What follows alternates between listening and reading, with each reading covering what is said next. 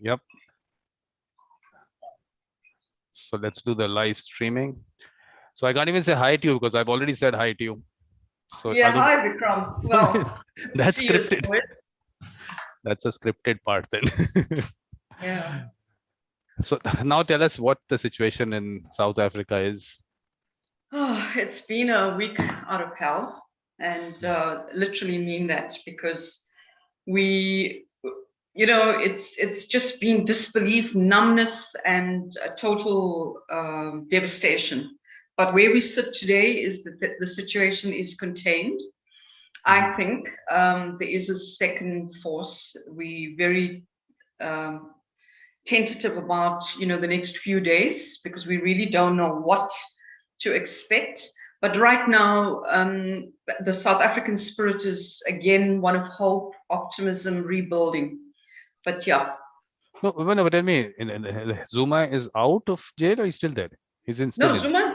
Zuma is still in jail. Okay. And this is why we've had this uprising in South Africa. Ostensibly, it was initially because Zuma, Free Zuma movement. Yeah. And then obviously it took a very criminal and almost an insurgence of wanting to overthrow the camp that was against Zuma. In other words, President Ramaphosa is now instituting certain remedies to ensure that the criminal elements and the corrupt politicians face the full force of the law. And so to that end, I think people saw it coming, the politicians in the system that are corrupt, where there are prima facie evidence against them to make allegations, to put them before a court of law. They now, they got together and they used the Zuma, let me say, imprisonment to create the chaos that we've seen in the last week. And they expected to take it to a level where we would, as South Africans, be in even more devastation today. Monday night was horror, the most horrific night in the history of my life as a fourth generation South African Indian in this country. Must have been. I mean, scary. People outside your house. I mean, it must be really. You don't know what's happening. Whether they're going to enter your house, what are they going to do? Very, very real. We live in a residential suburb, which is, I would say, upper middle class. So luckily, the civilians took control over our security, because there was a vacuum in the leadership for 2 full days in South Africa. Total vacuum in our leadership. And we as civilians, especially the men in the neighborhood and women who could, support them wherever, took up positions. They actually got whatever firearms, ammunition, put up barricades, and started preventing any form of entry into our residential areas, because the likelihood of that happening was absolutely real, because the kind of looting that we saw was so it was so uncontrollable, it was so unbelievable, that we actually felt that there would be home invasions, and not just for looting, but for occupation. In other words, kill the owners and occupy the homes.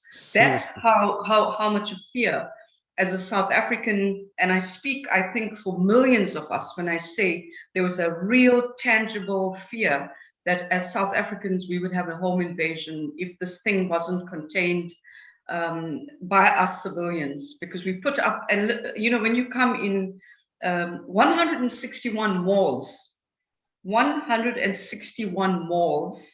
were looted and burnt.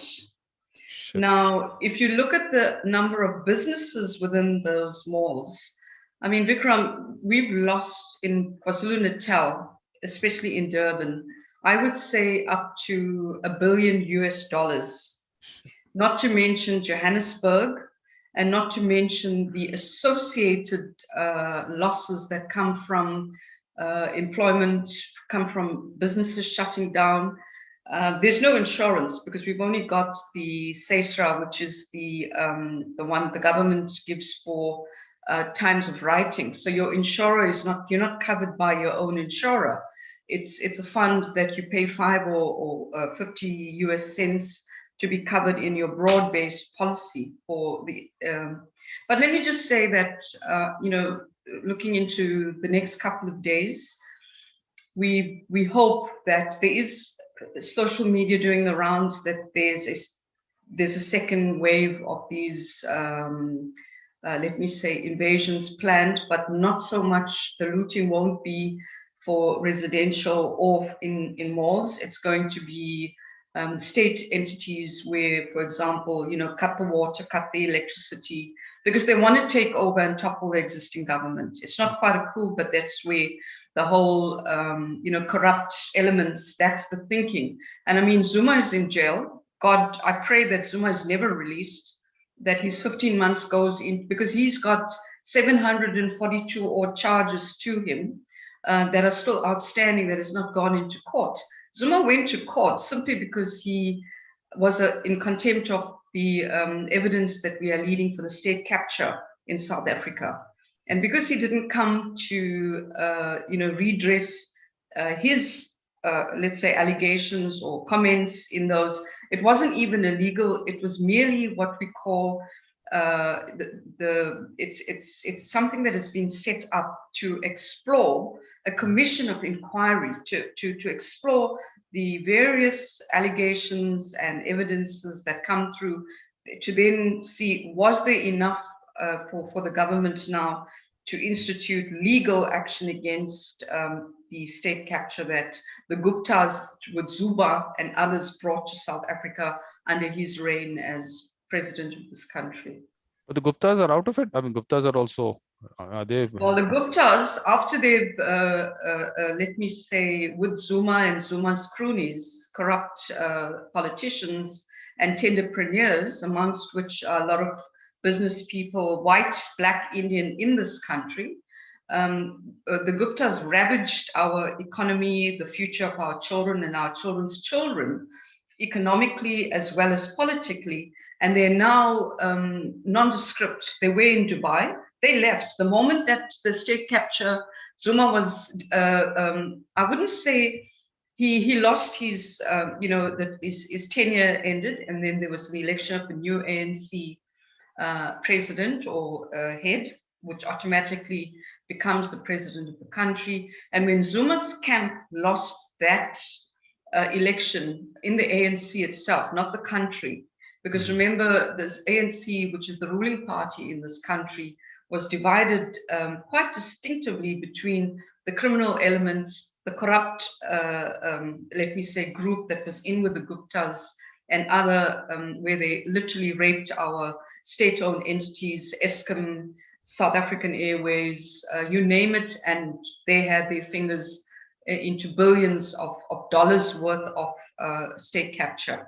So when Zuma's camp lost the ANC election and the good so-called better leaders came afore, then this is when all these undercurrents started. So Ramaphosa, although he may not be as corrupt as the group that is currently causing all this nonsense in our country, because in my considered opinion, every single politician throughout the world has got some, the majority of them have got some level of self-enrichment more than service to people.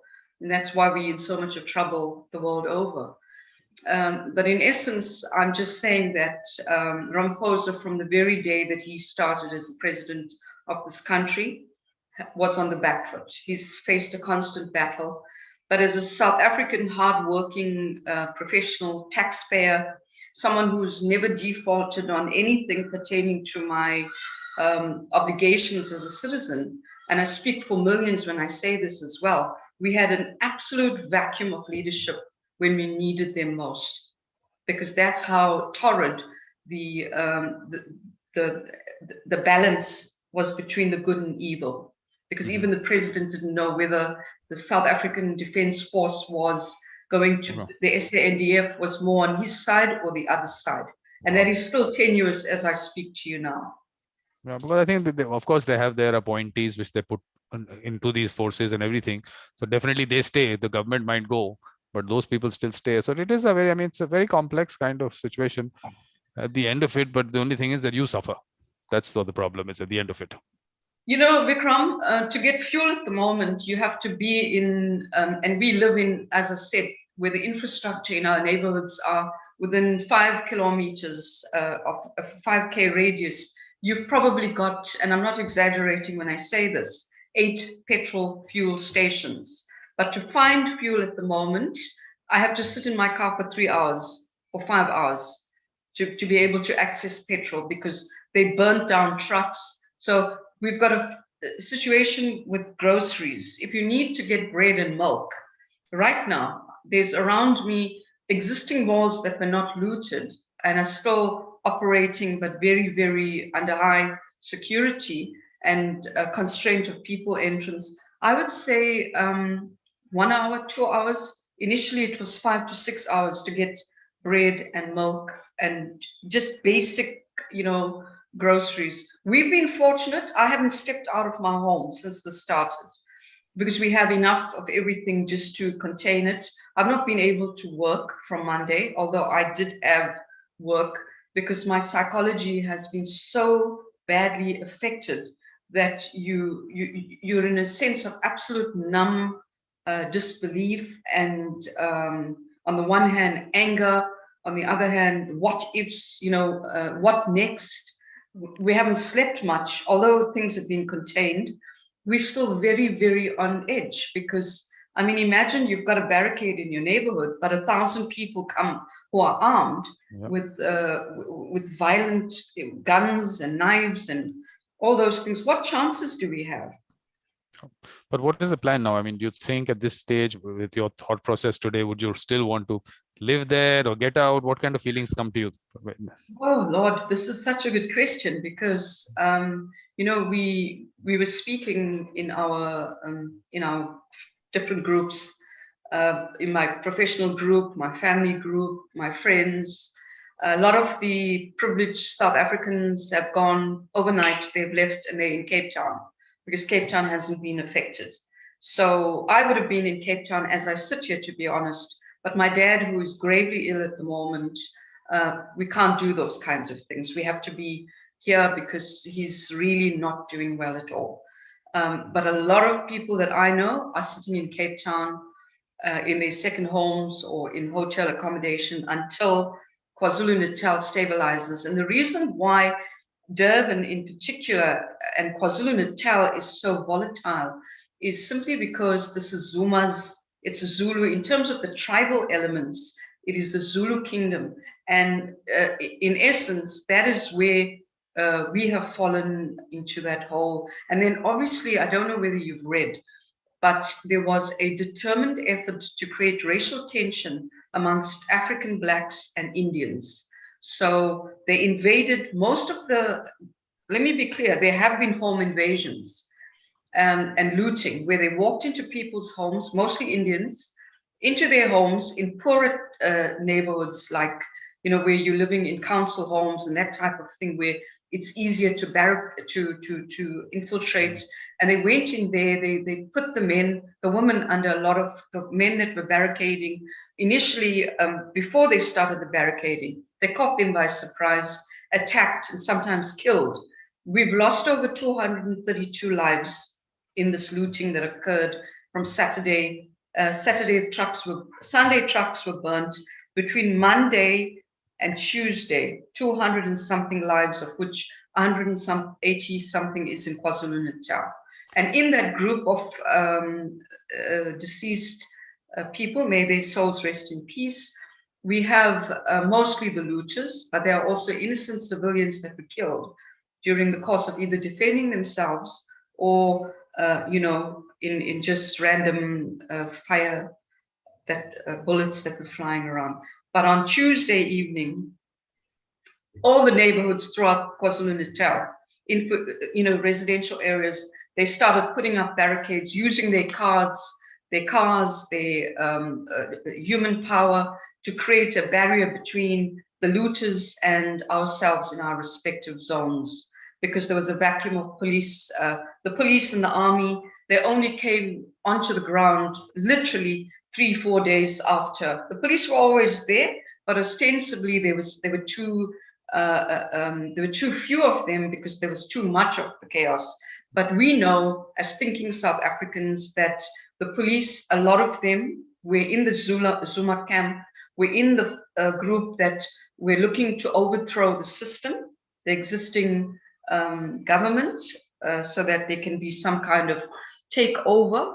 And when the civilians took a stand against the vacuum to secure our homes, to secure our psychologies, this was something that was unexpected by the group that we're operating, the instigators of this violent looting and instability in our country at the moment. So that is what I think swung in favor to Ramaphosa. And that's where we now in terms of, to answer your question directly again, I'm seriously thinking of getting out of here, because this is the beginning of the end. In my considered opinion, the disparity between the employed and the unemployed, let's not even go and talk about the disparity between the people who are in comfortable homes and the millions that live in squatter camps.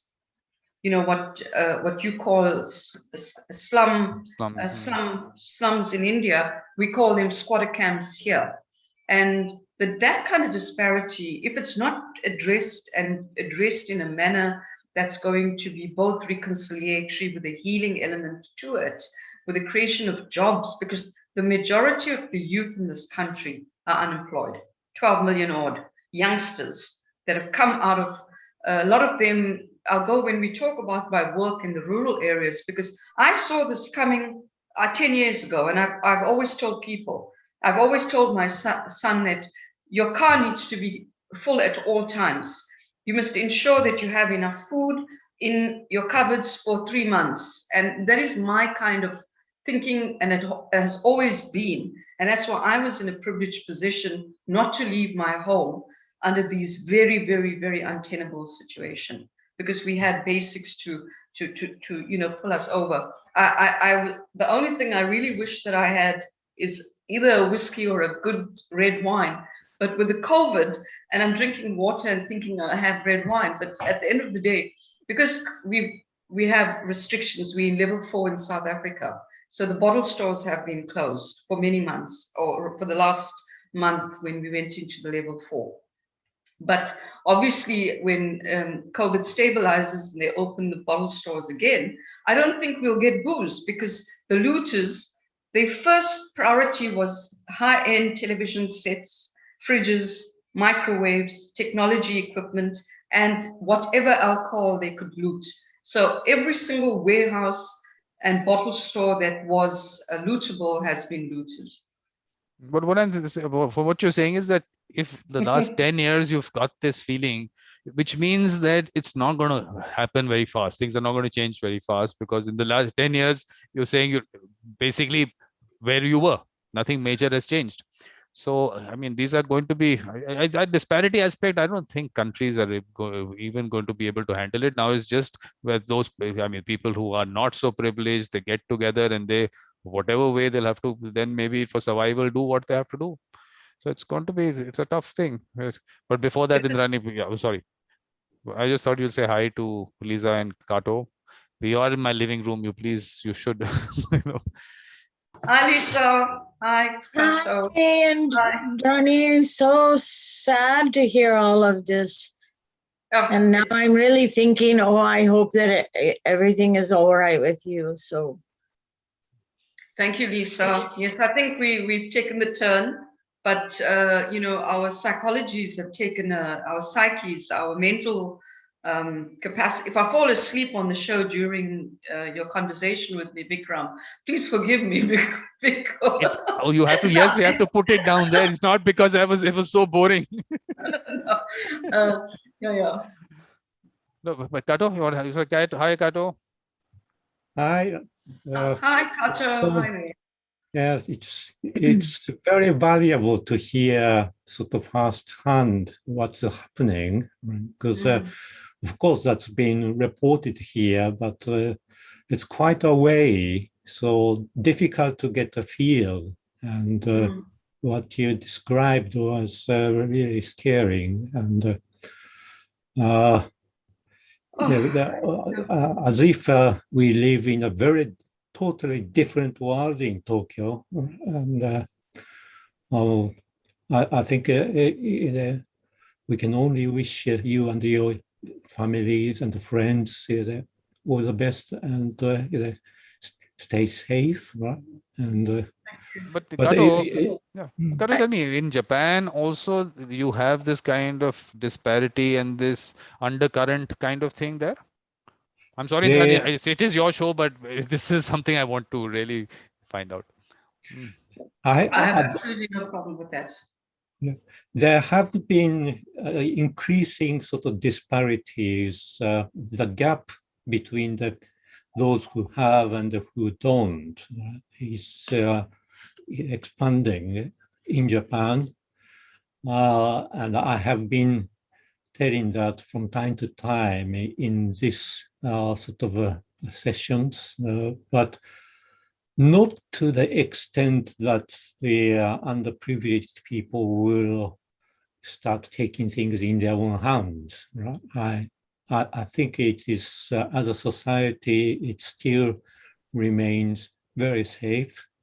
And mind you, we have Olympics starting next week. Right? Okay.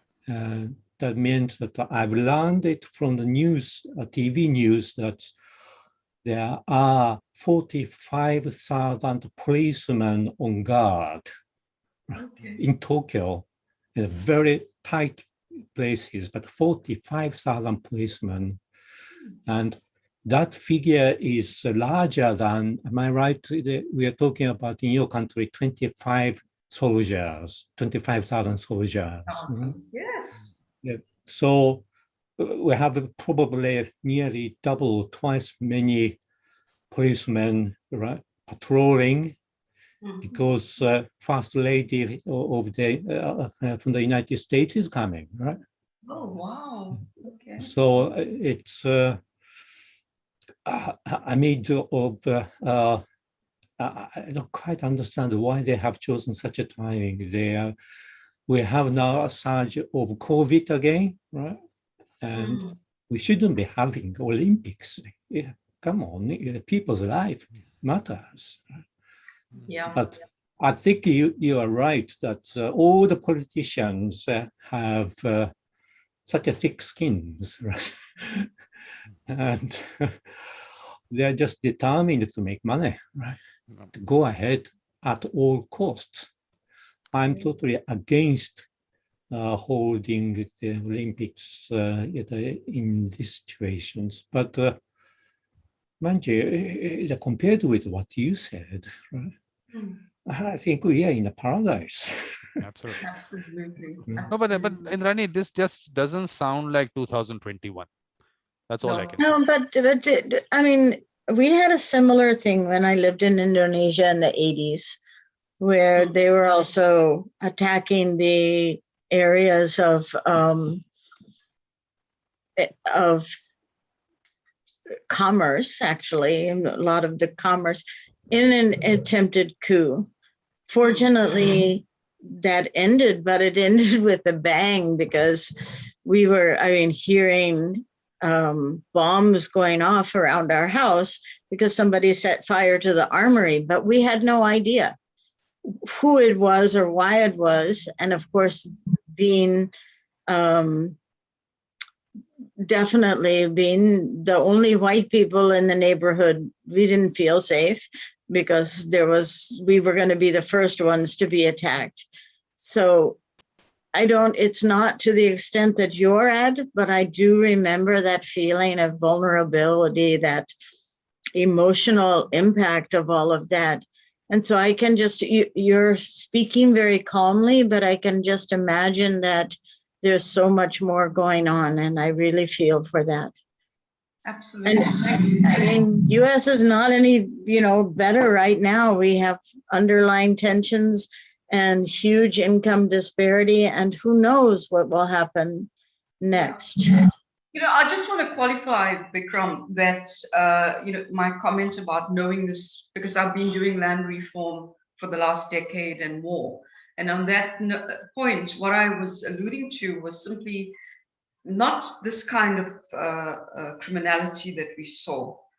This was instigated by the division in the political camps, because by and large, although there's so much of disparity, there is so much of imbalance between, in the 27 years of the us as blacks being in power, the ANC being in power, and post-apartheid, 27 years later, you don't have running water, you don't have flashing toilets, you don't have the youth going to mainstream schooling, because it's not, the infrastructure doesn't make provision in a lot of the rural areas. So we're a peace-loving nation. You know, this is Madiba month in South Africa. Madiba would have been, tomorrow is his birthday.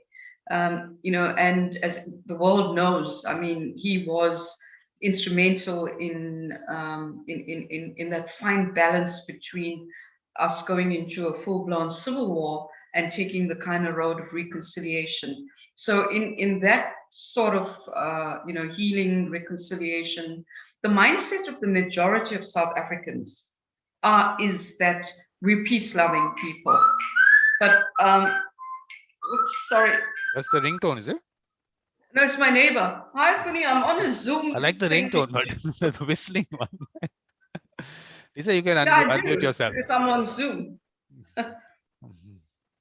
Okay, Funny. Sorry. I'll call you back when I'm done. But we do have electricity. That was my neighbor from across the road. Sorry, I had to take it because we can't ignore this kind of, you know, calls now. We have to be on such, yeah, so we've come together really as a community. She's a black woman, by the way. So, you know, and she wanted to know if I have electricity, because she obviously doesn't. So if I go down any minute now, just know that it's simply because maybe mine was a bit delayed in it coming off, but I hope not, okay? Because I think, yeah, it's certainly, you know, latching onto what Lisa said, it's a hysterical, it's almost a hysterical kind of calmness that I'm experiencing, because I am so on the line between going to one side and being in the other, because it's complete, you know, they've set us back as citizens in this country. I'm self-employed. Okay, I don't rely on a government pension. I don't rely on a government salary or a corporate salary. I have to earn my fees from the kind of work that I do. And this kind of situation has put me back, compounded with the COVID challenges, to an almost irrecoverable kind of place. I have to make significant life decisions for me and my family. As a single mom, and one who supports many extended parts of our extended family, I have to make some real significant financial and economical and future decisions regarding what has transpired in our country in the last week. With respect to the same question, Indrani, what do you think? I mean, what are you going to really do? What is that thought process? How you look at it? Right now, you know, it's almost like playing Russian roulette, because whatever you do, the price of my home has no doubt devalued significantly by this action. So you cannot sell overnight and move to another province, one, nor can you just uproot yourself, because there's many extended anchors in our lives. It's not like we're footloose and fancy free to do as we please. I've got an ailing dad who is a very significant part of our lives. And so, and as a community, particularly, I don't think it's just in India, but also in South Africa, the Indians here, we do tend to have much closer family units than any other cultural groups, but I'm not in any way, you know, saying it doesn't happen in other places. So it's all those considerations. You can't act as one individual, but I've started looking for online jobs. Literally, that's the one thing I've been doing this week out of the country. So I'm looking for anything online so I can immigrate around that type of exit. And I've put myself into that space, but one never knows, all we can do is, I'm very spiritual. I've been praying very deeply, and so is the majority of, the peace-loving people in South Africa. No matter what your religious considerations and practices are, we've been a collective praying to break this evil sort of thing. And this was, although there's so much of disparity and so much of imbalance, this was instigated by 12 or 15 people. So they were literally paid. They were literally told, we will give you money to go and cause chaos. That's the way it is. That's exactly how it happens, because there's so much money that is siphoned out. They have no dearth of money. There's cash lying everywhere. They'll have houses full of cash lying there. So that is how it is all done everywhere. It happens here. It happened here. We had this massive 1984 when Indira Gandhi was assassinated. Major riots. I mean, this doesn't happen. People are not going to get together just by themselves. Someone has to put them together, give them money, and send them out. And the fact that being unemployed just adds to it, that it's easier to do it. So a person can do it for less. I mean, you hear of murders taking place for $10 in some parts of the country. You hear that also. So that part of it, I mean, I think the Indrani, I just want to say, I'm sorry, and I just want to say, keep our number, our names. If ever you have to flee, take a list with you of contacts. Certainly you can add me to the list. So if I can do anything, I will do it. So just keep those with you in case. Thank you. So that you always have that backup. So that's all. And the point is, I think the point is that don't think of anything else but your safety. That's it. Everything else will work out. Absolutely. That's our focus this couple of days has been on survival, not even safety, survival, because it's so tenuous and fragile between what is going to happen next. You will constantly hear the helicopters flying because we've got no confidence in the police or the soldiers. Let me be clear. I still don't have confidence in them because that can topple any second. It depends on what is happening below the surface. What are the real intentions? So are they waiting for tonight to resurge in terms of their looting or whatever their agendas are? We'll never know. So going forward, it's very, very, very unpredictable. But do you think a coup kind of situation can be created? Is it a military coup kind of thing? Well, this is what nobody's articulating directly, but this is what it is about. Yes, very much so. They can look at that, obviously. Because the evil, you see, because there's been so much of corruption in South Africa under the ANC's leadership, and greed, more gluttony, because everybody, in every country, politicians do help themselves to certain privileges that we as normal taxpayers don't have access to. But here it was gluttony, it was absolute gluttony. So those elements far outweigh the good guys in the system. And that's what I'm worried about, because we've now made a clear declaration that, corruption must die, must end, and all the people involved in the state capture, as well as the corrupt activities. Our health minister stepped down a month ago, just to put it, how real it is for the government's intention to take legal action and imprison, put these guys in orange suits. So this is why it's so tenuous, because those numbers far outweigh the good guys, and they know the key players in all the different entities, the police, the South African Defence Force, the intelligence, and so on, who can easily go the other way. And the important thing is all of them have benefited from that whole corrupt system. So they're all part of it. And for them, even long term, why would they want an honest government out there? So, this is my brother, but I'll call him please back. Take it. No, please take it. We'll have a conversation. Lisa and Kato and I will have a conversation. Please take that. No, these days you can't do that. You have to take every call that comes. Like you just said, if your neighbor's calling, you have to take it. Your brother calls, you have to take it. But finally, what happened? Did your brother, I mean, he was all right? He's still staying with my brother. I'll get my son to quickly call him back. My brother lives in a pretty much Indian community that is approximately 20 kilometers from where I live. I bought into what was previously white owned prior to apartheid. So I bought into a more affluent residential area, and therefore I enjoy the sort of beauty of my gardens. I live on an acre and a half, and the infrastructure that we have, where you have cycling paths and walking pathways and beautiful, surroundings. So my brother lives in an Indian area, and he had, over the years, they brought a lot of what they called interim housing.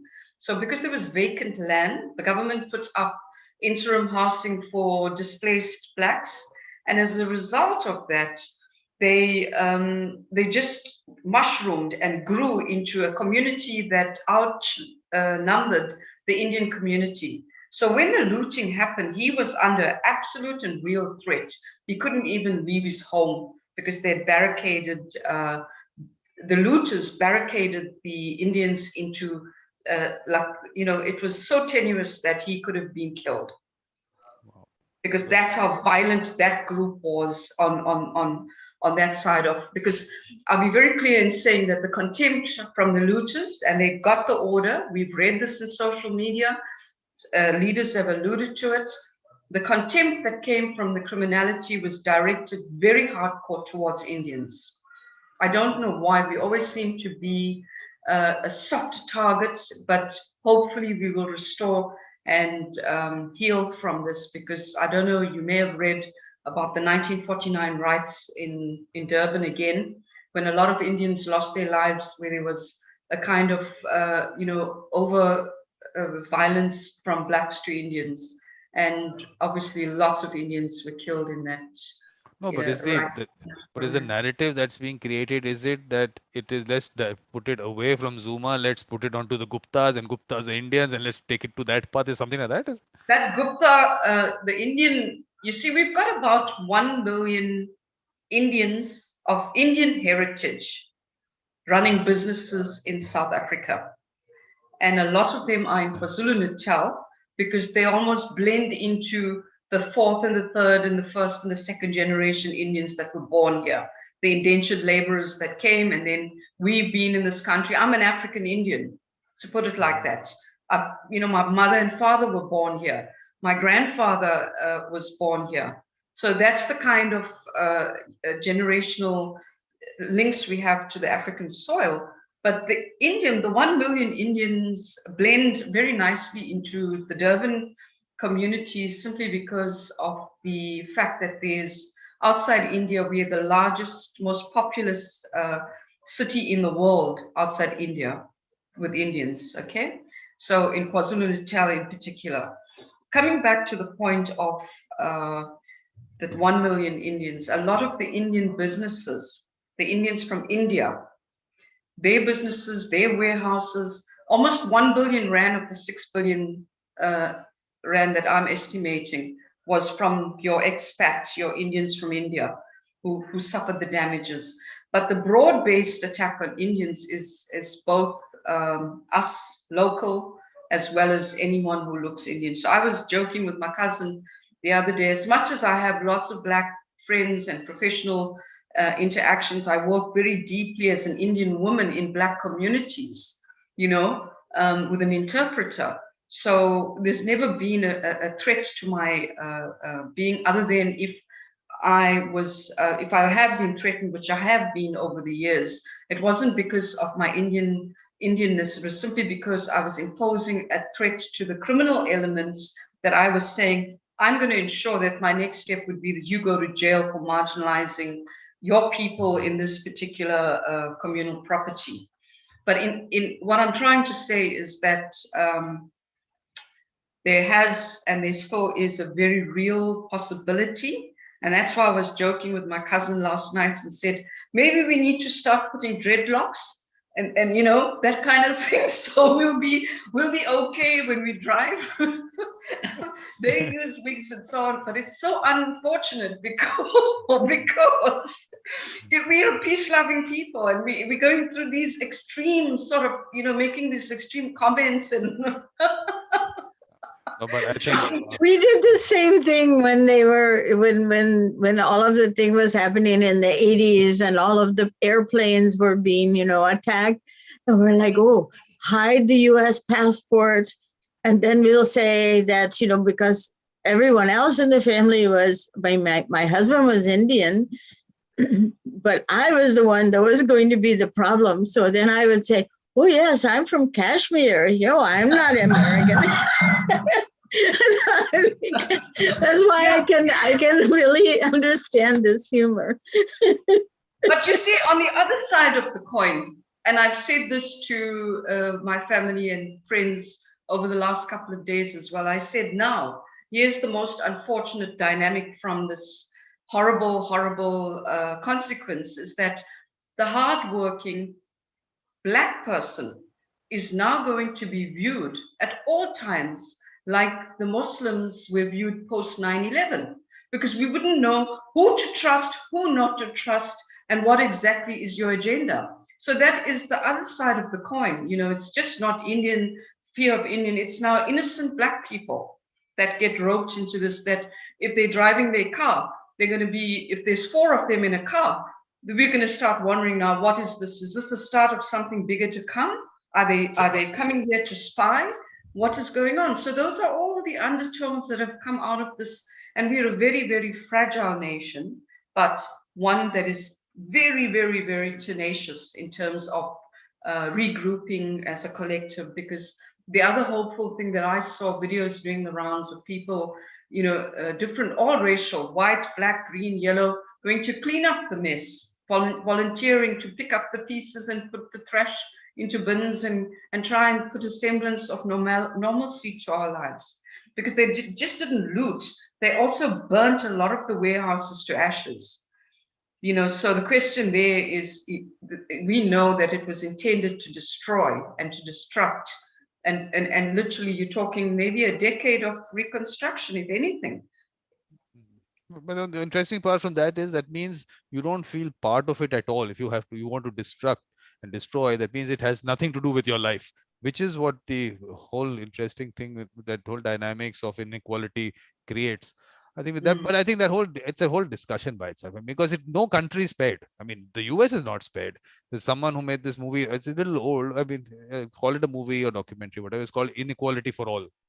A very interesting thing he talks about how in the US, why did that inequality, why did it get created? But up to the 1970s, there wasn't much.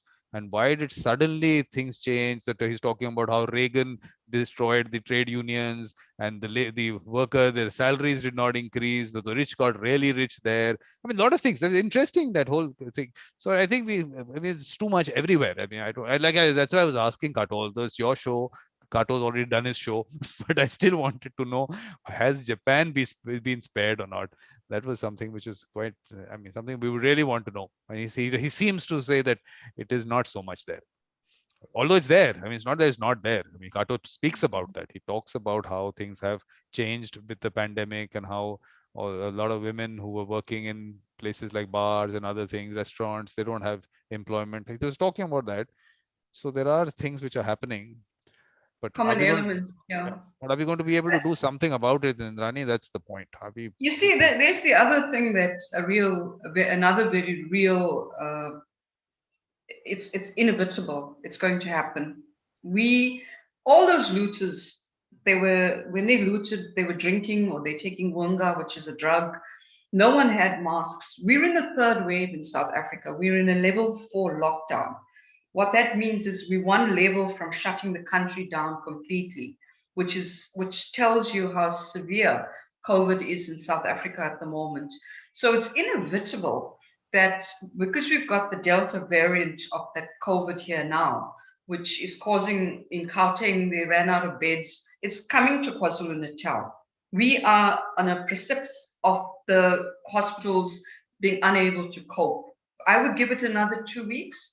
And COVID's going to be like wildfire, because today there were 17,492 new infections. And let me be clear when I say that this is a conservative estimate. This is statistics that they reveal on the people that go for the COVID tests. There are a number of people that can't afford to go for the COVID tests because unlike other countries, we've got to pay almost $85 to have the test done. Seriously? Okay, correct. And if you're negative, you don't get refunded either. So it's crazy. I mean, so there are people in the townships, in the squatter camps that have COVID and are dying from it, but or recovering through traditional herbs and those kinds of remedies that a lot of them do, tap into. But the statistics are much more than that. Obviously, at $85, who's going to go? They're not going to go to get it done for sure. I might be exaggerating. It's okay. No, don't do that. Don't do that. Don't do that. You're changing the whole concept. It's 850 Rand. So what's that? Whatever the dollar, I think the dollar is 14 Rand to 14 Rand for $1. Do the maths. We'll check it. Rand to dollar, we'll check. Yeah. To USD, how many Rand? 14, around there. No. What is the? How many Rand for the test? 850. 850. Okay, that's $58. 58. That's serious. That's a huge amount. Yeah, I was looking. It was very much exaggerated, but 58 is a lot. Yeah, people don't earn the average salary here per day is $3, maybe $4 for the blue collar workers. So it's insane. Too much the disparity. Too much has to be done. I think that way. I mean, look. First of all, in terms of governments, let us say our prime minister doesn't have any personal interest in siphoning out or anything. We have a clean government, so it's an exception. You said all governments. I'm saying I still feel that, and it's only because of him that I'm able to play golf. You know that. I don't know. Who is this? Our prime minister. Because of our prime minister, I can play golf. Otherwise, I won't. And why? Because everyone says I want to be the prime minister of the country. And they keep working on that. I'm saying, if we have such a good prime minister, let him do his job. Let me play golf. So because of him, I can play golf. Because I don't want to be prime minister, because we have a good man there. I really believe that we have someone who's doing his work. Definitely, there are issues everywhere. People will create whatever, because people have siphoned out money here also over years. And if someone else comes in and puts a stop to it, definitely it didn't reach that level. But there have been things which have been created here also. So everywhere where people have got that kind of cash, they will definitely create all kinds of things. So we have to be very careful on that. I mean, people, okay, like I said, the unemployment and everything, it is easier to get them into the whole thing and put them out on the streets to do whatever. They'll do whatever. Once a group of people, young people get together, they've been given the money, you go do anything you want and nothing will happen to you. We'll make sure, because they've got the police with them. Sure, you've alluded to it earlier. I mean, you just don't expect it in the 21st century, exactly. In 2021. To have gone and I mean the fact that there was a vacuum in police presence and police action. The police will come 1 hour later when everything is looted and walk around. So it was that kind of disgusting display of lack of civilian care. Yeah, like I'm saying that those people are definitely involved with that system. They benefited from that system. So it's just one phone call. Just don't go. But okay, go there. Just show that you're picking up some people. I saw some videos of them picking up some people and taking them with them. So they have to show that. Really, on the other side of things, we always say nobody touches us in South Africa when it comes to the comedy value. Nobody comes close to giving us a good belly up laugh about the experiences that we have on a day-to-day. But this thing is also, we've seen a lot of we've got comic relief from a lot of scenarios that are being, on the news and so on. So, okay, now what you have to imagine, Indrani, that this is happening 1 month earlier. Let's go there. We are now talking about you 1 month earlier. So just talk about that. Let's just say this did not happen. So the work that you're doing, all those things, please tell us about that. Okay, well, let me start with the most current work that I was doing, which is land reform. And for the last year, I was unable. I probably went out on the ground 4 times in the last 12 months. And prior to COVID, I was literally on the ground, I would say 4 times a month. Okay. Now I've been out 4 times in over 18 months. And when I went out, it was because the conflict was quite high. And I was promised a high level of a COVID protocol, as well as police protection and so on, to go and try and neutralize it so that we could regularize the communal property. So the one that I'm currently working on, and I got to a point of neutralizing the conflict through mediation, through a mediation process. And this was a community, a rural community, where it was registered as a trust. So when a communal property is registered as a trust, to a large extent, the South African Rural Development, the department that have handed over this piece of land, which is, this particular one is valued at around, I would say, $6 million US, the value of the farm that was given to this community. Oh, how big is that? How big is it? It was, I think, 332 hectares, around that, 332 hectares of farm agricultural land. And when the government handed over the farm, the department did many mistakes. In a sense, they actually have set up a lot of these handovers for failure, because it was almost like robotic, here, there's a piece of land reform, you've been restituted due to your previously disadvantaged status as individuals. You were dispossessed, so now we putting you into a farm, and we've paid 100,000 million rand for it. So you go there, you've got no shared value to the cultural community that's around you. And instead of registering a communal property association, they just gave a trust. So a trust becomes, the jurisdiction there is with the master's office. So, and it gives a lot of power to the trustees that will originally, just a group who are more learned than the others in that community, to say, okay, because I initiated the claim, I want to be a trustee. Because my father is a teacher, I want to be a trustee, and so on. And that already now gives power over to a selective group of people, which makes for conflict down the road. And this is where a lot of the trusts are just conflict-ridden. Just as much as we got looted, I've seen similar situations in farm looting over the years, where they've given a piece of land, the community, and in this handover, there are obviously agricultural equipment like tractors and a farmhouse and some, places for people in that community to stay, and implements to conduct it, because this was a fully functional, productive piece of land that was once owned by a farmer who they bought from to hand this property over to a group of people, so that the objective of food security and job creation happens, interchangeably with that handover. And overnight, sometimes, or in a week, all you see are shells of R1 million worth of tractor. Even the tires are gone, because they rip everything to sell it as individual parts to make as much money, or they will go in and loot the farmhouse, from the light fittings to the windows and frames and doors, and all that you have is a shell, because now there's no shared vision and shared commitment to using the land to create jobs and to ensure food security.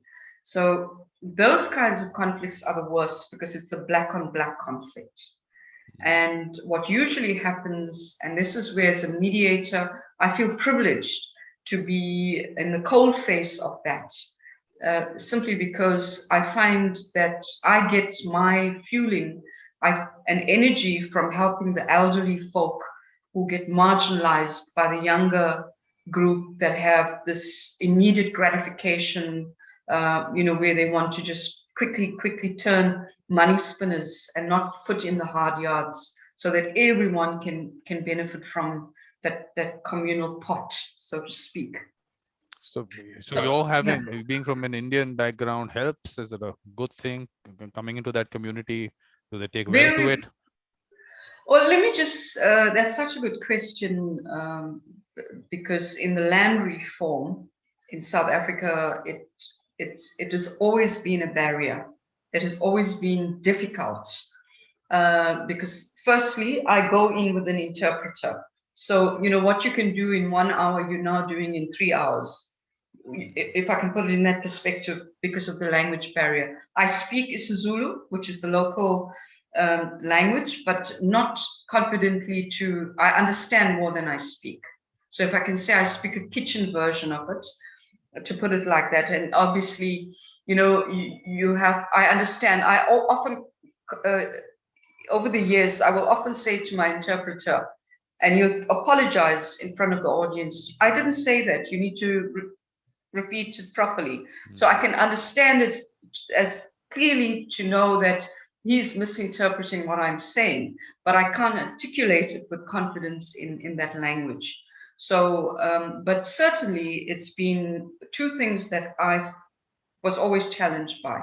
And the one is I'm an Indian, and the other is that I'm a woman.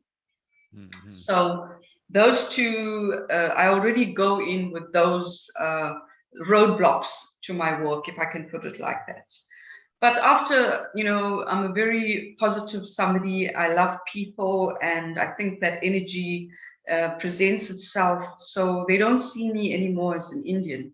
They see me as a person who's there to impact some level of you know, dignity and restoration to the imbalance that occurred for me to be called on the scene. And I've often been, you know, abused by the criminal elements, where they would use the racial, the coolie, and those kinds of words, and you know, all kinds of things. To be a mediator, you have to have thick skin. That's the first that I always say. You have to have the skin of an elephant, and you have to have a very, very deep sense of value for the kind of, you know, calling that you have, because otherwise it's very easy to spin out and say, this is not worth it, I'm throwing in the towel. And as a result of that, the work that I have done in the last decade or so, I've been on the land reform project in South Africa since 2007. And the chief land claims commissioner in this country started using me. So what happens is, obviously the reports go out, they know the volatility on the ground, they know the dynamics. And so she would then say, I think I want this mediator involved in this particular dispute. And although we are confined to provincial work, I ended up working throughout the country on the basis of the kind of, let me say, you know, restoration and sustainable agreements that I was able to sort of bring out from these very, very conflict-ridden groups of people. How I look at it is, once you make those inroads, then I think both those things should be to your advantage. Being an Indian and being a woman, I think both of them will be an advantage. But it's that initial thing. I think that initial entry, that part of it must be the only aspect that you have to look at. Because I would think there would be an advantage. No, absolutely. Like I said, they don't look at that anymore, and they see a strong person who's there to look at things neutrally, from a neutral space, and help them to come to a resolution that serves them to the best interests. No, but I'm saying that within communities, the women also do play a important role in influencing communities. I don't know how active they are whenever you're going there and doing the work, but at the back, definitely they have a very active role to play. So if they can relate to you and they see what you're doing, I'm sure it would help the process. Yeah, I must say that I've had more of that than the other extreme, which is where I've been threatened, and I was literally once served a bullet for lunch, because there's two components to the work I do. The one is to neutralize the conflict And the second part of it is to switch caps and become the regulator, where you regularize the communal property. And in doing that, I have to then have elections to elect a new committee and help them to put a constitution in place, and to help them to manage that farm as, you know, as now as a business, in order to ensure food security and job creation. So when the criminal elements see that they're being confined, or now have to really take a step back and work in the benefit of all, I've been openly threatened. And there was one time when it's not like we sit down to air conditioning hotel lunches and so on. This was a unique situation where the chief land claims commissioner, as well as the head of the rural development, was in a meeting because of this community having such a very strong, let me say, impact in terms of both the economics as well as the various villages within the province. And in that, we were sitting in a community hall. We had the independent electoral, what you call voting in IEC, to conduct the elections for the new committee. And in that thing, I was, a bullet was placed on the table. But prior to that, I was told this is an area where there are random shootings. And as you know, the taxi violence is very, very ripe here. So be careful, because people get shot in the head, you know, randomly. So that was a very overt threat to me in one of the mediations. And then the other one was that. But luckily at that stage, when that happened, my work was done. So I never ever went back there again. So, Indrani, so casually you're saying all this. Anyone who would listen to this, Kato is already, he's like, he's amazed that such a thing does happen anywhere in the world. He's living in a peaceful place, I'm sure. That nod of the head tells us all. So it's, I mean, look, Indrani, you're in the middle of it. It seems like it's like a war front or something. Oh, land reform. So I've got a bit of a framework, but I never in my wildest dreams thought I would experience it in my home, in my neighborhood, in my community, because I have experienced this in my work, but on a very, very marginal level in comparison to what we've experienced in the last week. So land reform in South Africa is a torrid place to be in. But it's also a place that I think a lot of good work has occurred over the years, because it's just a very, very, you know, fine balance between it going into the hands of a few looters and it being used for the very purpose upon which it was benefacted to beneficiaries. But tell us a little bit about the social structure. I mean, you have, of course, you have what these tribes and all that they exist. How is it? I mean, what is the social structure there? Well, you see, that's where it gets very, very, very challenging. And let's talk about this province for a minute, which is KwaZulu-Natal. So you have in the province a traditional leader, who is the Zulu king. Now, the Zulu king has recently died from COVID. And I'm going to reserve comment on my sentiments around his death, because this is a public domain. Suffice it to say that, you know, there was no succession plan in place, because he felt he was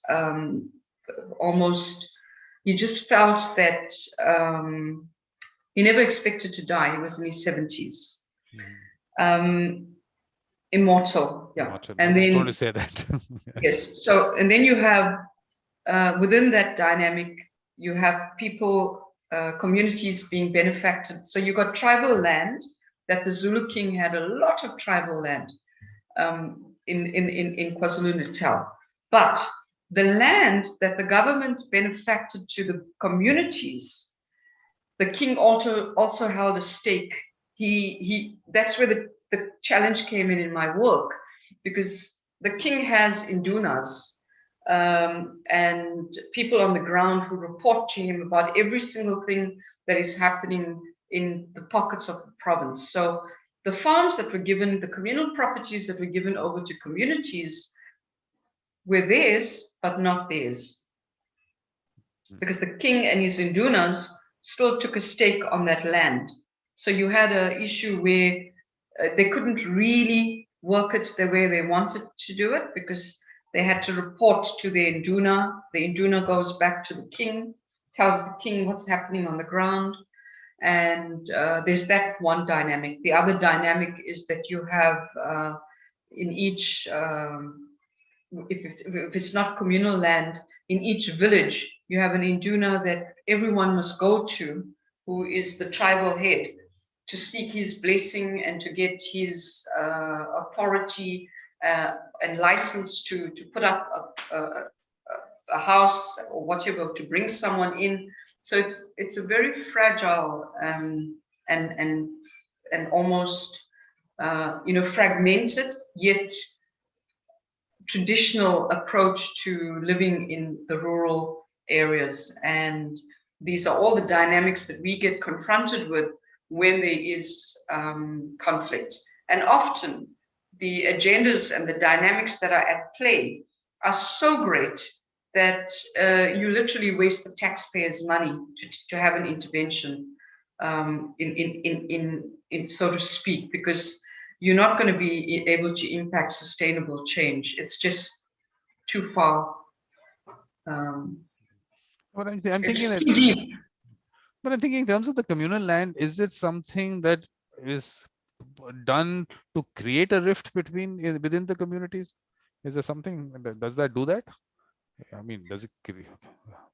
Yeah, greed, and the imbalance between that fine line between the tribal, the induna, the king, the elements of educated versus uneducated, and just basically what can I take out of this for my own interest. So remember, I always say to myself, the fish rots from the head. So if they see what's going on, they see that they're not really being, taken care of in regards to no running water, no electricity. They still live in shacks. A lot of them are elderly. They have to walk from basically indoors to walk outside to go and use a toilet that's not even a flushing toilet, So it's that kind of absolute injustices that still prevail, and the youth will come in, or the middle-aged ones that worked for farmers previously and then got onto the land. You'll find that group of people usually will take authority over the communal property, and that often comes with making it almost like a family business versus a communal, a communal property. Because and that's how the conflict starts. Because without knowing anything or background, I would not know anything about it. But I'm just thinking that this whole concept of divide and rule, that is a way of controlling people or governing people.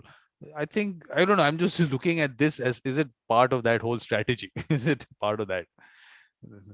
Are you? I don't think it's divide and rule per se. I just think that it's the disparities that are deep rooted. And you will often hear politicians, even now, if somebody can find an angle to blame this on apartheid, it's going to come out that this has happened because of our history in this country. And so, those are the unfortunately the realities of the us in the democracy and the implications of apartheid into where people are. And so it's a very delicate scenario. But in this whole situation, can we take you out and to the nicer aspects of South Africa, of your national parks, your golf courses? Can we go out into that? Is it possible? Of course you can, and that's where the disparity comes in, because I mean, there are. I do a lot of work in Africa prior to COVID, so I've been to East Africa, West Africa, Southern Africa. I've been all over in my work, mostly training mediators and lecturing and so on. But when I come back to South Africa, I want to kiss the ground, because I feel so privileged to live in a country that is so modernized, that has got the kind of infrastructure, that has got the kind of convenience and the road systems and everything in comparison to other parts of Africa. Because therein lies that vast contrast. And so obviously, when you look at the other side of if you look at Cape Town, I mean, just Google Cape Town, it's considered to be one of the most beautiful cities in the world. Johannesburg has got the 4 square mile that they consider to be the richest property in Africa. Just 4 kilometers of properties and offices and so on. And we've got the best golf courses, the most affluent, hotels and restaurants, and it's just literally, I can actually walk to, short of it being Michelin star, I can walk to one of those in where I live. It's not even getting in a car to get there, and they're at every corner. And so it's mind-boggling what has happened, because as much as it's expected due to the disparity, one would never have seen it coming in the way it came, and the waves of anger and criminality that it was cushioned within. But yeah, we live the lifestyle here for the people with money is just unbelievable. I mean, every other car on the road is a BMW, a Mercedes, a Discovery, a Land Rover, a Porsche, a Jaguar, and then you have people that don't even have buses to move from one side to the other, and the train system is not even decent. It's just shells that moves people from the slums to come into the city to work as servants or as blue-collar workers in factories and businesses and offices. But Indrani, do you see a solution? Is there a solution to bridge this disparity? Is there anything that you have in mind? The one thing that I was certainly giving in my hysteria, amidst my hysteria and disbelief and numbness, was a lot of thought to the future. And I was saying to myself, because I didn't quite get around it to maybe write about it or speak about it in my professional group, but it's something that I was saying is that we need to get rid of the pensioners that are currently working as politicians and running our country. They must go to retirement homes now and go and take care of their grandchildren. So I would like to see the government being almost run by people in their 50s, 60s, and even younger, so that we can bring to South Africa a new vision to address and redress through very real economic, not just as they always put pre-election, they give you all these plans that they have, which is abstract, but put some tangible plans for employment, for economic stability, and slowly have a 5 and 10-year plan going forward. But beyond that, we can't. I think that is where we will be able to make some significant real-time prospects for our children's children and our children. But are you seeing that generation coming up who you think can maybe run the country, and they have that kind of a vision and everything? Well, interestingly, I mean, my son has got lots of black friends, because he went to a school where it was a mixed races, as much as he's got white and colored friends. So that generation, the millennia, have got but the privileged ones, because understand these are private schools. Yeah. So that's the other thing that we need to address in this country, where you've got parents putting their children in private schooling simply because the government schools are just 38, 40 pupils to a class, with a teacher who's not even properly continuous professional development, got a diploma, and then they haven't done anything more to keep themselves in a place where they can impart their teaching and make significant inroads to the children. So it's, I think there is definitely that group of kids, children that don't see color and are more interested in their future in this country. Having said that, I don't see a future for my son in South Africa. Seriously, that's sad. I don't see a future for any young person outside, as a graduate in the mainstream to go into a business. You can go probably work or do a business, but I can't see that happening. In fact, I don't know if I have much of a future going down the road post what has happened in the last week. But what does he think? What is his view? How does he look at it? I think he shares, he's also in shock, absolute shock in regards to, can we talk to him? Will he talk to us? Has this really happened? Let me come off video and ask him. Yeah, you ask Captain. We'll speak to Kathleen up till then. Kathleen has just come in. Hi, Kathleen. I'm going to mute myself as well. Yeah. Yes, Kathleen, you'll have to unmute yourself because, like I've always said, lip reading is not something which I have been able to do. Apologies. Good evening, everyone. Nice to see everybody. I've been too busy and now I'm not. Yay. Where are you? First of all, you have to tell us from the background. This is a new place. I'm in Culver City, California on a workplace harassment mediation. Very nice. That's I think the background will tell us every time. The background will tell us where you are. This is a new one. No, but they're a direct report, so it's been interesting. No, but this is what a room that you've taken on long-term rent, or but now with the way you're roaming around the country, you need a place everywhere. I have an apartment in LA now, but I'm actually in Culver City because it's very hard to travel in LA. You can go, it takes an hour to go 11 miles. So Culver City is where the location of the workplace harassment is. So I asked a friend if I could bunk with them, and they said yes. And I said, thank you. Lisa's going to LA for a wedding. She's going to attend a wedding there. When, Lisa? But actually Santa Barbara, which is about 3 hours north. Yes, and 29th. We're going for an Indian wedding, so it's going to be cool. No, even weddings have become Indian weddings, and this wedding, please don't. No, that means it's elaborate, because if it's that means it's elaborate and fun. It's not like this really simple U.S. weddings. Half an hour, it's all over. You went to the church, okay. Let me tell you, Lisa, you started. It's like 3 days of stuff. Okay. No, you started this. Now you have to show us those dance moves that you've been practicing. For what? Oh, dance moves. Oh, me do pool chili bubble.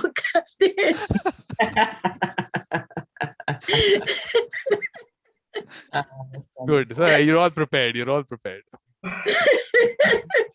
Hi guys. Hi Kathleen. Hi, nice to see you. I'm so excited to listen to you. Oh, you're most welcome. Thank you. Creedon's a bit shy, Vikram. He's not going to come online. That's sad. That's very sad. It would have been nice to get his view, because that's the generation who's going to change things. And yeah, he's 23, and so he's exactly. I mean, to be honest with you, I had an exit plan. My mother kept me in South Africa because I had opportunity to work, outside the country.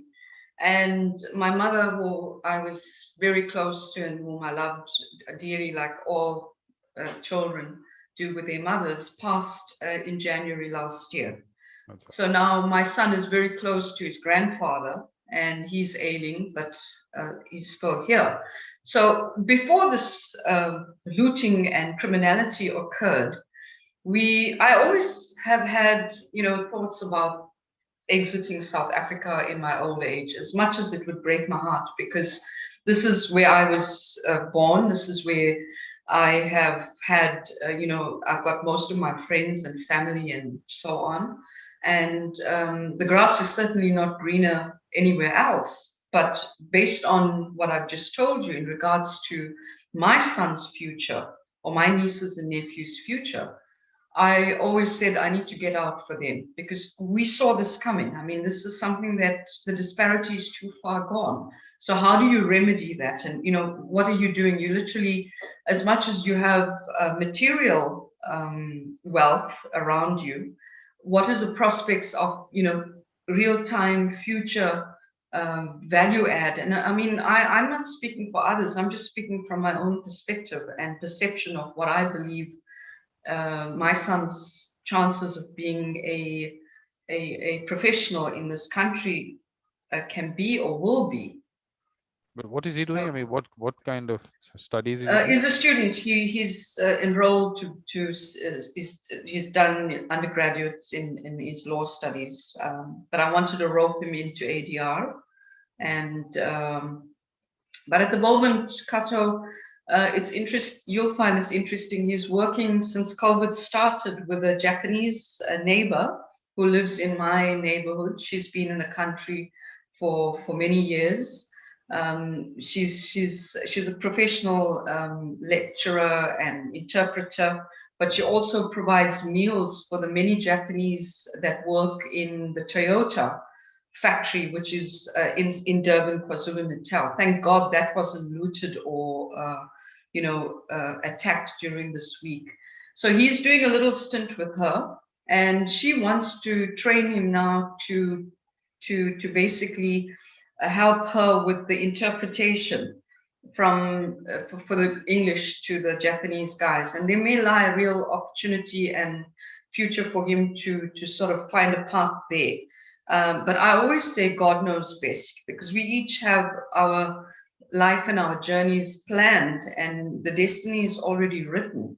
So, these things don't happen by accident. So I'm happy that at least he's in that kind of exposure at the moment, because if I look at my life and the way I have became the person and the woman that I am today, absolutely no accidents. Absolutely no accidents. It's everything other than obviously putting up with, when I'm talking from a spiritual point of view. I'm not talking from that it's no accident that I nearly was violated in my home on Monday night. But I'm just saying, as a mediator, as a professional, as a single parent who has achieved so much of happiness and joy in the space that I occupy as a professional, that was never accidental, because I didn't quite know how I would get here. But I'm a very, very complex person who has never put up with nonsense. When I was at school, I used to get beatings simply because I would tell the teacher off to his face if I felt that something was wrong, or they were bullying someone who happened to be a friend in my class. So I was always one of those types. And from my siblings, I always got the most amount of disciplining from my parents, because I was their worst nightmare in terms of, speaking up and being disrespectful. But so I studied psychology and I studied law, but I didn't become either, And I worked in my entire career, maybe for 2 years for a corporate.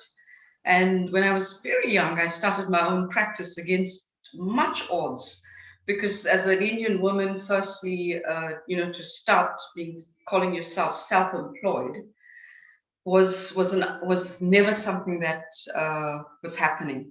And the reason I went into self-employment, to be very honest with you, was because of affirmative action.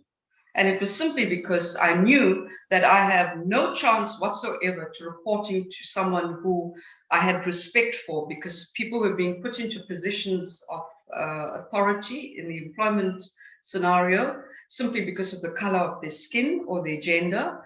And often you end up reporting to a brain dead someone. And I couldn't put myself through that. So I said, I am out of here. Let me go into the road less traveled and see you know, what happens. And I promise you, the first year was a nightmare, because my son was born out of wedlock. Okay, I decided to keep him. I was a single parent from the get-go, and so basically, against just making a decision without knowing where you're next. I don't come from a wealthy family. My parents were working class people.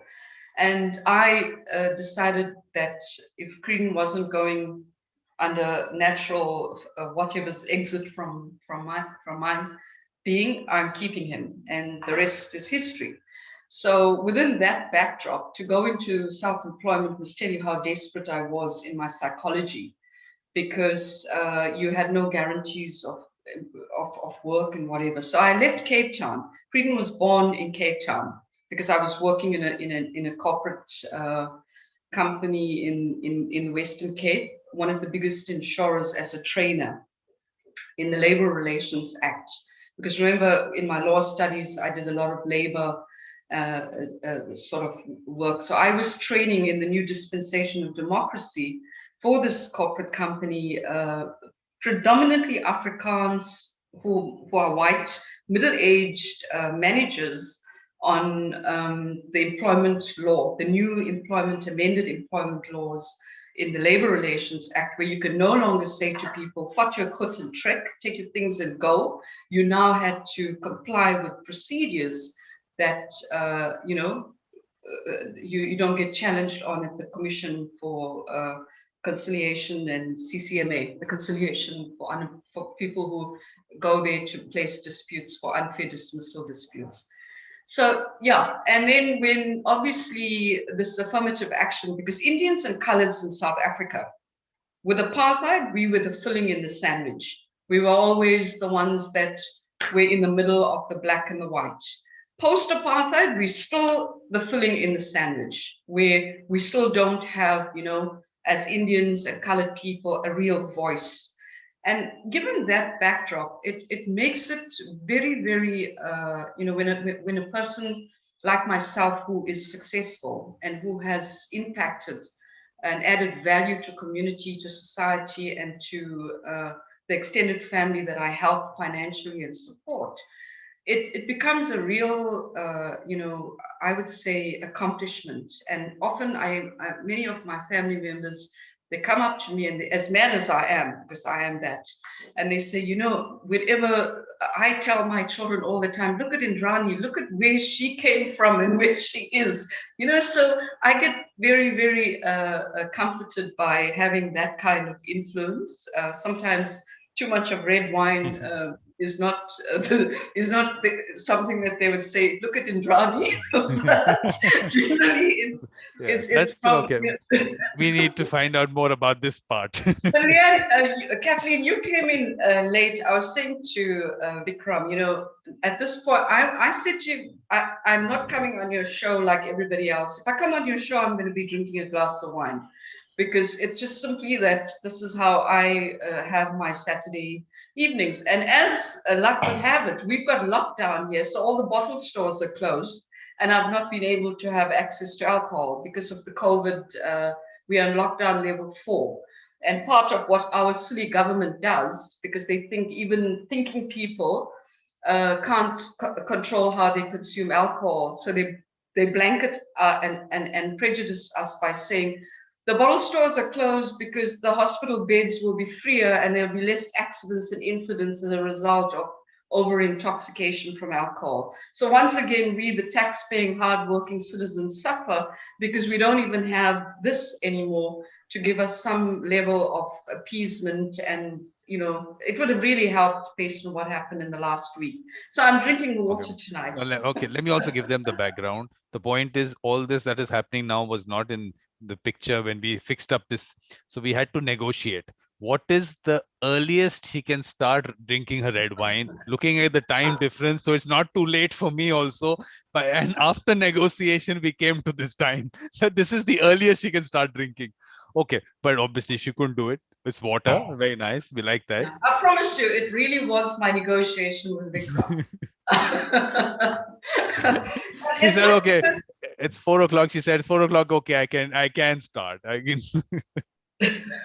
No, but jokes aside, I mean, it's, you know, it's just having a good balance, and in real time, it's a privilege to be here, Vikram. But latching on to my story, I don't quite know how I even got to that starting my own practice. Yes, was on the basis of that whole, you know, affirmative action, where once again Indians were pushed aside and precedence was given to people, Black Africans, and then coloreds, and last Indians. So if there was a job for my professional, I was at that stage someone who had a degree in law and someone who had a degree in clinical psychology. So my first degree was in clinical psych, because I studied clinical psychology not because I wanted to become a psychologist, but simply because I wanted to understand more about why am I the way I am. That didn't give me any answers, so I took up law, just to protect myself from being, you know, putting myself in the front line. But anyway, long story short, is I just didn't want to be. Indrani, never say that on my show. Long story, never short. Long story, even longer. It doesn't happen here. No stories are going to be short. So anyways, yeah. I'm going to bow out soon because I'm in the middle of packing, but I actually packed a box today, at least one box. I have a lot more to go. This is not for LA. Tell them it's not for LA because you're moving house for that. Yeah.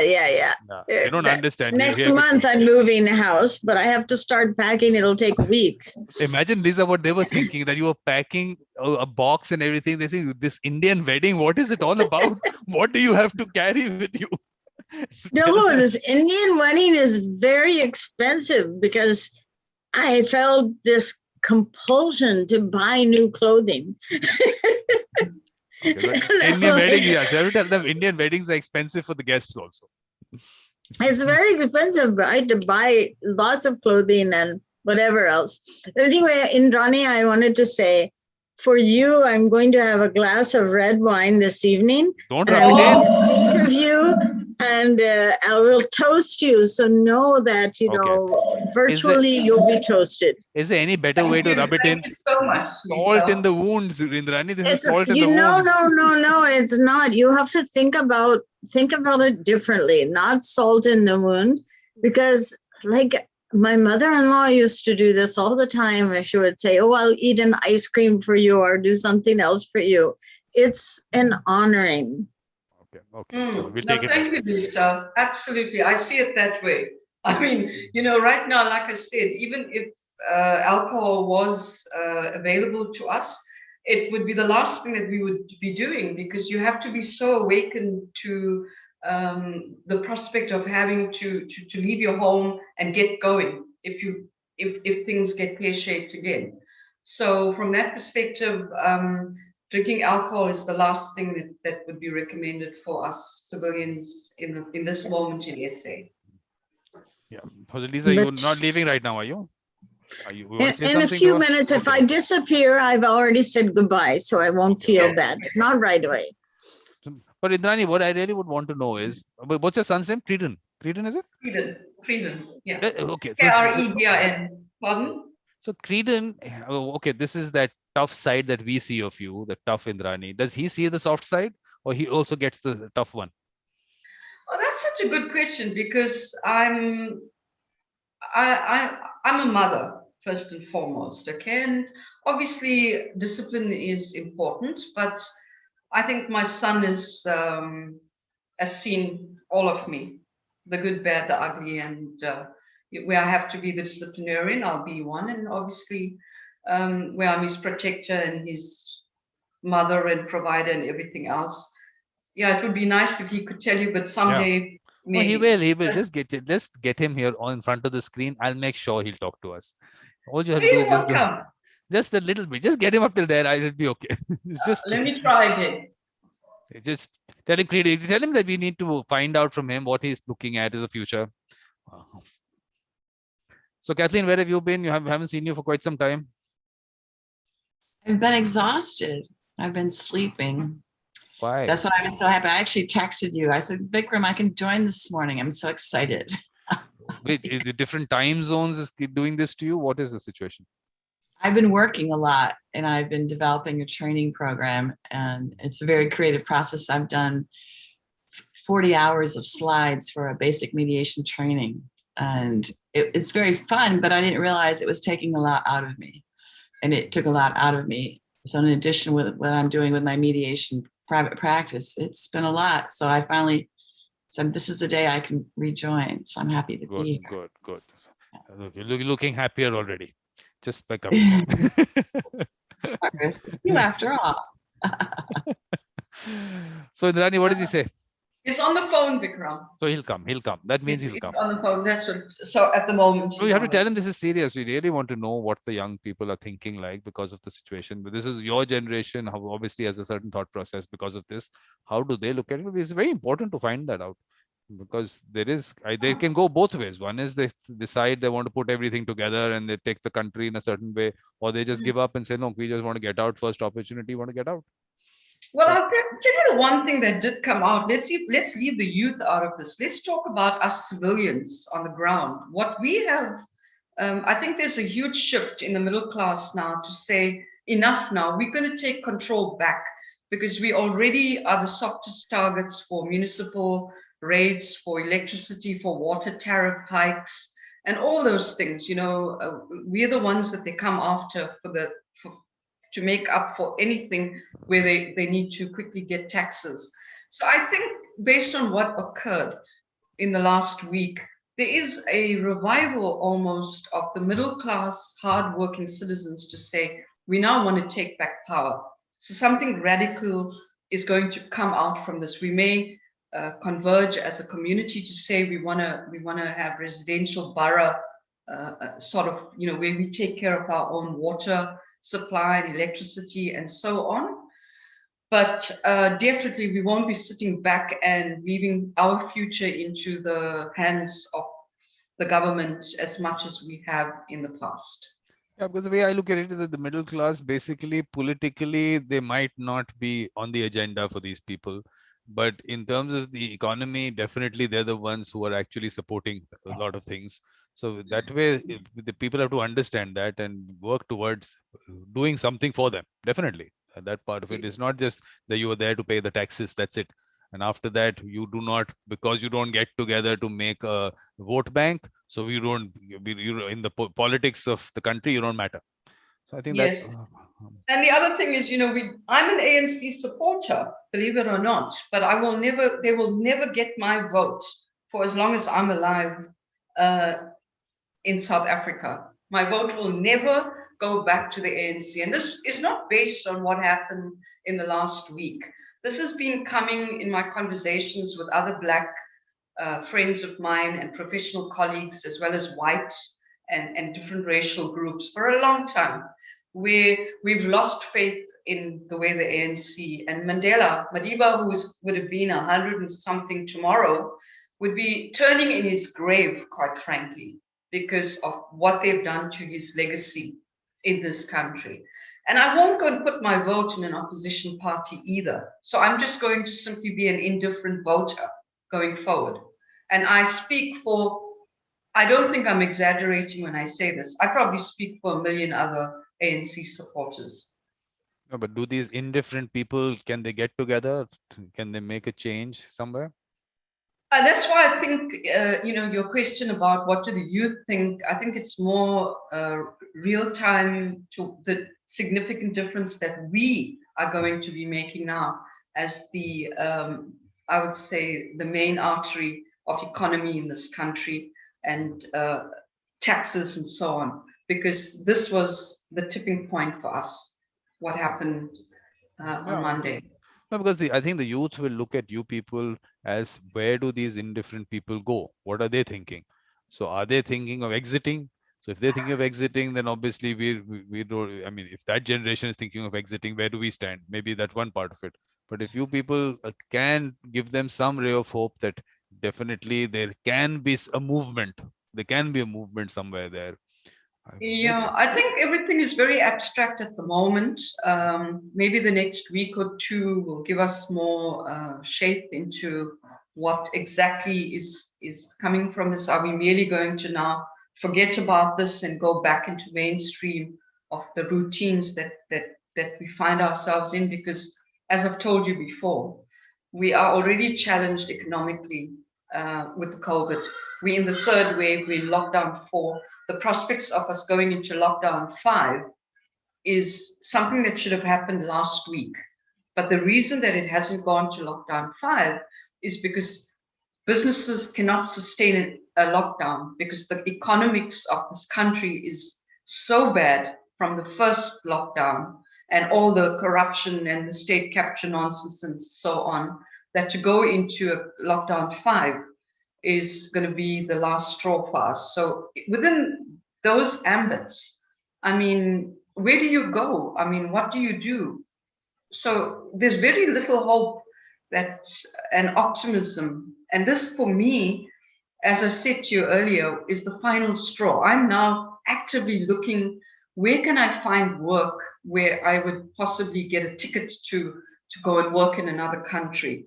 How can I get on and do more online work so I can survive in terms of my sustainable, just sustaining my monthly overheads? Because I can't see myself going to work out there in any time in the near future. And by that near future, I literally mean between now and early to mid next year, because COVID is so bad in KwaZulu-Natal, compounded by what we've just experienced, that I've put my land on sale. I may put my house on sale this week, and I would I'm being very clear in saying to you, it's serious consideration that I have explored when between the hysteria and the numbness and disbelief of what occurred, that even I'm prepared to take a loss and maybe move to another province like Cape Town, and then from there exit down the road. But I can't take these decisions overnight. It's just all the things that are going around in my No, I think this seems interesting. I mean, this fact that there is, of course, there are very interesting things which happen for mediators around the world. I was looking at the International Olympic Committee is looking for some mediators there. So there are a lot of interesting things available for mediators. So I'm sure you'll find something. And the fact that now everything is online, definitely you're not limited to doing things in South Africa. There is need everywhere. Yeah, well, put it this way, I'm not going to have to really make a consolidated and concerted effort at reaching out to my network to say, this is what I can do. Could I please get an opportunity to work online or whatever? Because it's just untenable what the future prospects are for me. Yeah. No, what we have to see is like I keep saying that work coming out of India needs to go to people outside, because we don't have that expertise here. We don't have enough people to do that. So that's where people like you would come in. You've got the experience, you've got that there, and now everything is online. You can do it from there. So those kind of opportunities will have to be developed. I mean, although I'm trying to do that, whatever in my little way, but we should explore those things and work on those. Very good. Yeah. Yes. Well, the other thing, believe it or not, this is something that a conversation occurred in my family. And this week where we said, look, we've got access to non-residential, we can make application for non-residential passports to get to India because of the ship number, and when my original ancestors came into South Africa as indentured laborers. So I was saying to some of them, it's a real prospect. I mean, get it and see if you can go and do something there. But personally, I can't. I don't think India would work for me, because it's just from just. I've only been to Mumbai and New Delhi and don't think of shifting here. I mean, I'm saying in terms of online work is what is would come in, and you'll fit in there on that. Coming, yes, definitely. I mean, that you're used to that place, you'll find a nice peaceful part of the country if you have to stay there. That definitely there are. I'm sure there are places where these issues are not there. There must be some corner somewhere. So that I'm sure that can happen. Well, look, I think, again, let me just qualify. There's no ways that we will allow South Africa to go into a meltdown unless there's like a bigger force, like I told you earlier, between the South African Defence Force and the criminal element and the good guys. Then that kind of thing is a real possibility. And the State of the Nation address that the president gave us last night was him admitting that there was a real, let me say, planned insurgence into taking over and destroying and devastating our economies and our country. But according to him, they've contained it, and the full force of law will take action. But I have no faith in him. I'll be very honest. I have no faith in the police. So we've just got to sit it out and wait and see. But having said that as well, the way the civilian communities have come together, this is our home. This is everything we built and worked for. We're not going to give it up without a really strong, solid fight. So there's still, that we've not thrown in the towel by any means. But I was just suggesting that I can't go back to land reform anytime soon, nor can I think of any other prospects. So I would have to go deeper into the online international space to try and eke out my living. Right. And I would appreciate, like I said, any form of assistance from the networks, and we'll take it from there. Maybe Kathleen and I can talk a bit at some stage as well. Yeah. But we still have to get Creedon's view on what's happening. That will tell us that which direction is going to go in. But he's not coming. Oh, cool. Creedon. Yeah, that's the way. Oh, he's in his wing. He's not. He was on the phone the last time. Don't bank on that, Vikram. Okay. This is not going to happen.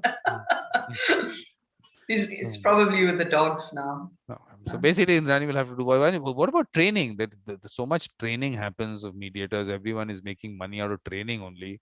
Which of course I have my little thoughts on that, but that doesn't matter. My thoughts are my thoughts. I think that that can work out. I mean, I'm sure there's a lot of scope there. What do you think, Kathleen? How is the training situation now that Kathleen's gone into training in India now? Yeah. Yeah, training is definitely a monetized thing. I do a lot. Everything I do for students is always free. But when I train, I charge. It takes a lot out of you. It's a lot for the class. It's a 40-hour class. And usually, it's 8 hours a day. But yes, that is a way to make money. Yes, Kathleen. I've trained in many different states, including Hawaii, because I've gone to those states and I've mediated take their training. And a lot of trainings can be very boring, and it's all like sit still and listen kind of work. Mm-hmm. I prefer a training that's highly interactive, where people actually can feel what it's like to be mediating for the other people, how it is for them to feel at the table when they're mediating. So everything that I believe that everything that we as a mediator are going to ask for in my training that I conduct, they feel it. Everyone experiences what it's like to be on the other side of the table. And we do a lot of self-assessing. It's very interesting to train that way and be interactive with the training. Yes. People, and I train mostly lawyers. In the past, I've trained in person. It's been mostly lawyers, which you guys have really smart brains and you're very set in your training. So it's been very interesting to open up those smart minds and move them more into the mediator mindset, as Vikram says. So I love it. And this is the first time I've done it online. Everything, I have like an 1.5-inch binder that I typically use. All that had to go into Google Slides. So it really was fun. And yes, this is the opportunity that you have to do something different. You didn't want this opportunity for sure in your country. But yeah, now you can bring I also work for a company that I want to talk to you about called First Court. I know the founders, and I think they should be thrilled to have a woman of your abilities on their call staff. It's $300 an hour, US. And if you settle the cases, the lawsuits, if you settle the case, you get a $100 bonus. So I'll tap you into that. But yes, if we can speak about the next time I do the training, I would love to have a partner, but I'm looking for a special partner, a person that's interactive, a person that's not going to tell people, no, this is not what you do. Instead, they're going to develop what a new person says in the training and say, okay, thank you for saying that. How is that? How are you thinking that's going to work? I don't want people that shut people down. Okay. And so I'm on my own because I like it on my own because I know how I'm going to be with people. So yeah, if we have like styles, I would love to have a partner train because it's more fun. Plus, I use improv techniques, which is just fun. I was telling a man from Nigeria yesterday who called me, and I said, yeah, when I train in person and someone's got a 10-minute mediators opening, the next day they come into class, there's a watermelon on the table that they have to now hold while they say their 10-minute mediator opening. And guess what?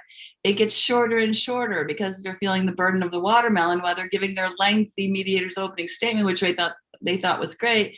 And they get it down to 5 minutes where I told them where it needs to be, because the burden of listening to a mediator's opening statement for 20 minutes is ridiculous. So those are the things that are important to me. Okay, Kathleen, thank you so much for that. I just want to say that prior to COVID, I traveled throughout Africa for the Royal Institution of Chartered Surveyors, and I trained lots of lawyers, built environment professionals on the 5-day mediation. I was the lead trainer. So, I'm absolutely passionate about training, and I do some online training, but it's far and few between these days. But yes, I'd love to, maybe we must talk and see how we can, because the program that I trained was internationally accredited. So I've got both the 3-day theory and the 2-day practicals, and see how we can maybe blend and do something together. That would be fantastic. Absolutely. I love your strength. I love how smart you are. It's a pleasure to work with people that are strong and smart. And what we'll do is I'll show you my first slide deck for the day one. We'll Zoom some time together later on today or tomorrow. I have to go back to work on Monday, and I'll show you what I'm doing. And if you like it, maybe you can come in and take the class. It starts on the 31st. We've offered scholarships for people. Several people are on scholarship because I told Mediate Guru, I said, no, we can't just give one scholarship. That's just not enough. Please, let's do more. And they're so agreeable. And so, yeah, maybe you can just take the class if you have time. I'm very, very keen to do a Zoom meeting with you after this. So if you've got the time, I'll give you the time this evening. You can continue this one. I can stop the recording, shut it from YouTube. You can do it right here. Why can't I be a silent observer to it, Kathleen? Of course. She knows I can. Well, I don't know. Yeah, maybe I do want you silent, actually. Exactly. I know that.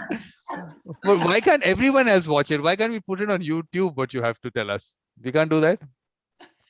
I know you want me to put all that trending on YouTube, and I'm on my way there. Absolutely, because it's a good thing for the world to have. Yes, exactly. The point is, without the trainer, oftentimes they're going to see the topics, but they're not going to know what's involved with learning. Because I make people learn.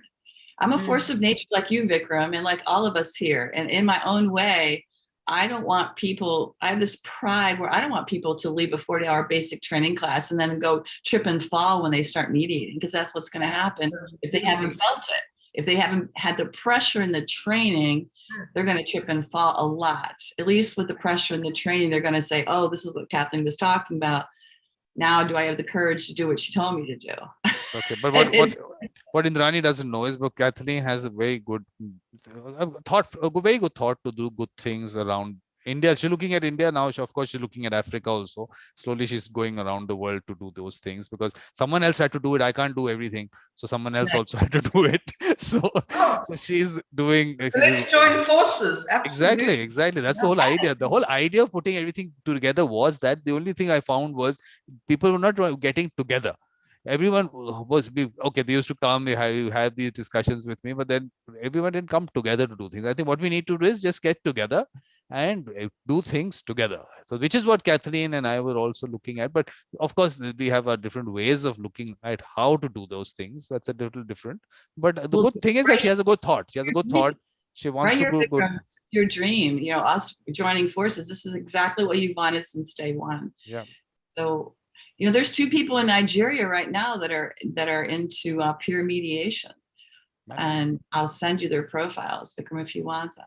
No, one of them, but Chijioke is doing something. There's one.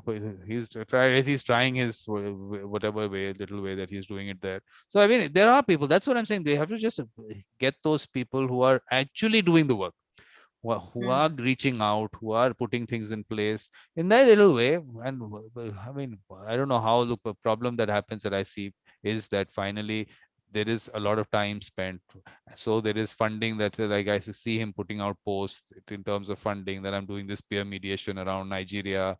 So I need funding. So I think that is where things happen. I also put out on my website also, otherwise also on my post, that look, there is a lot of time spent.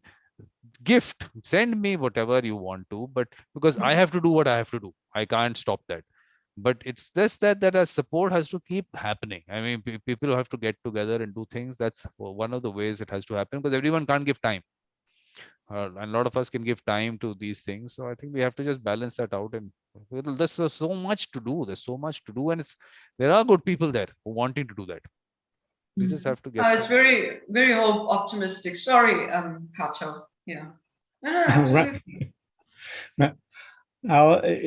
It's shortly getting a time for me to go to bed, right? But there's 2 things I want to say to Indrani. Thank you very much for the lively talk we had. Yeah, it's a very appreciated.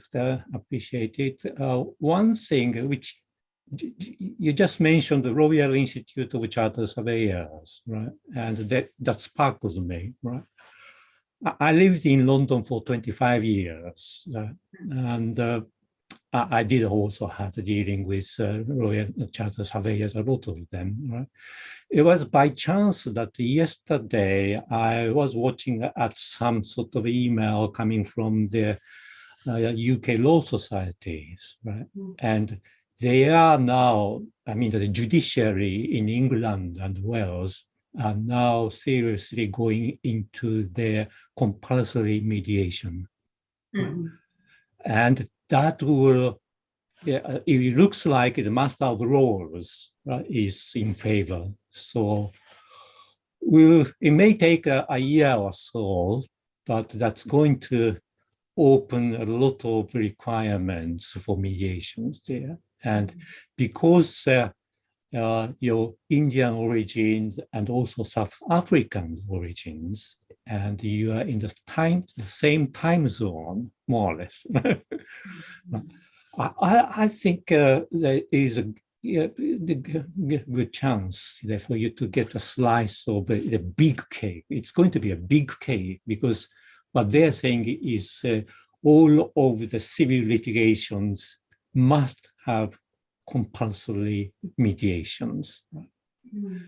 So far, it's been not compulsory, right? Judges are pushing, right? And judges are saying that they do mediation. Have you done it? If you haven't done it seriously, I'll penalize you with a cost order, right? But it's a peripheral one. What is happening is a much more serious one, because they say that the report said that we are going to stop it to call it ADR, because it's not going to be any more alternative, right? So drop A is simply called DR, right? And you can sense it, right? You can sense that, it's happening, right? Other things I just wanted to make some sort of comments about your son, whom we can't see, right? You said he studied law and he's 23? right? Yes. And also by chance, coincidence, I have some sort of acquaintance with a Japanese lady, right? And I'm not particularly pushing him to become a linguist, right? But if he want to explore his linguistic sort of skills, right, that time limit is approaching, because 23 is probably just about the last chance, because I went to Germany when I was 24 and I stayed there for 2 years, and I managed to learn German language, and it's still with me, right?